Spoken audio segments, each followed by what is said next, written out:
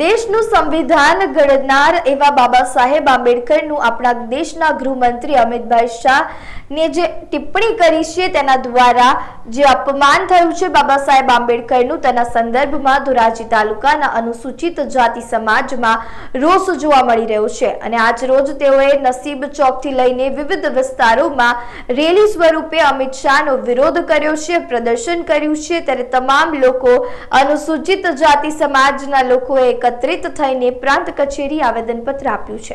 યોગેશભાઈ ભાષા અનુસૂચિત જાતિ સમાજ ધોરાજી આજે જે દેશના ગૃહમંત્રીએ ભરી સદનની અંદર ડોક્ટર બાબા સાહેબ આંબેડકરનું અપમાન કરેલું છે અને જે રીતે એને કીધું કે આંબેડકર આંબેડકર આંબેડકર નામ લેવું એક ફેશન બની ગઈ છે।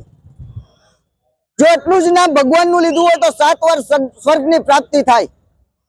તો આ રીતે બાબા સાહેબનું અપમાન કરેલું છે તો એના માટે વિરોધ કરવા માટે અનુસૂચિત જાતિ મુસ્લિમ સમાજ અને સમસ્ત એસસી એસટી ઓબીસી ના લોકો આજે આ અમિત શાહના નિવેદનના વિરોધ માટે એકઠા થયા છે, સાથે સાથે આવેદન પત્ર આપવા માટે ભેગા થયા છે। હવે આ જે અમિત શાહનું નિવેદન છે એ બાબતે અમે કહીએ છીએ કે સ્વર્ગ અને નર્કની વાત મર્યા પછી હોય છે। આ દેશની અંદર 1947 પહેલા અમારા માટે નર્ક જેવી જ હાલત હતી।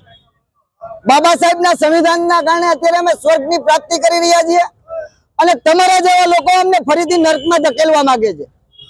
તો અમે આ નર્ક અને સ્વર્ગની વાતમાં માનતા નથી, કારણ કે બાબા સાહેબે અમને અહીંયા જીવતા જ સ્વર્ગ આપી દીધો, એટલે એટલા માટે અમારે મહિલા પછીના સ્વર્ગની જરૂર નથી।